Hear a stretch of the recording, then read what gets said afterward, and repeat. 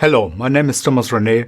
I'm from the University Medical Center Hamburg, and it's my great pleasure to present our new Journal of Experimental Medicine paper entitled Factor XII-driven coagulation traps bacterial infection.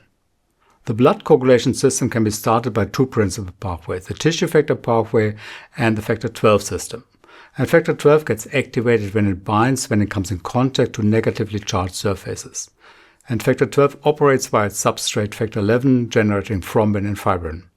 In contrast to all other coagulation factors, factor XII deficiency does not cause any abnormalities and does not cause excessive bleeding. About 2 decades ago, our laboratory originally showed that factor XII and also factor XI have a critical role in thrombosis. And mice that are defective in factor XI and XII are protected in an experimental thrombosis model and also from ischemic stroke, which you see in the lower panel. Together, these data suggest a revision of the coagulation balance. And we would like to suggest we have bleedings and sealing of wounds, and you need something extra. You need the factor XII-driven coagulation pathway to generate a pathological thrombus. However, what is the beneficial, what is the physiological role of that system?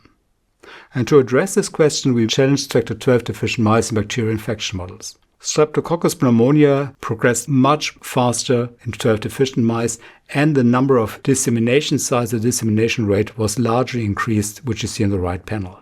Similarly, in another infection model, in a skin infection model driven by Staph aureus, infection progressed much faster and was much more severe, and also the lesion size. And reconstitution of the mice with factor XII, with human factor XII, restored the situation and also restored the increased dissemination rate.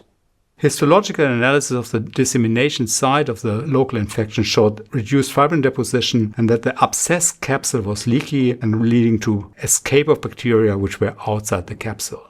So how is factor XII activated?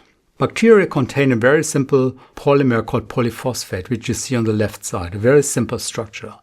And that molecule is highly procoagulant and drives coagulation in a factor XII-XI dependent manner. And to show that's the mechanism in vivo, we compared the XII deficient mice which are defective in factor XI or have a combined XI-XII deficiency. And they are similarly susceptible for Staph aureus skin infection and they have an increased dissemination rate. To summarize, the study identifies the physiological function of factor XII in host defense, and shows that the factor XII-driven coagulation pathway has a role in interfering with bacterial dissemination. Conceptually, the data show that mechanisms which were believed to be prothrombotic have a beneficial role and function in innate immunity, suggesting that pharmacological interference of factor XI and factor XII might require specific attention. For further information, feel free to contact us directly. Thank you very much for interest.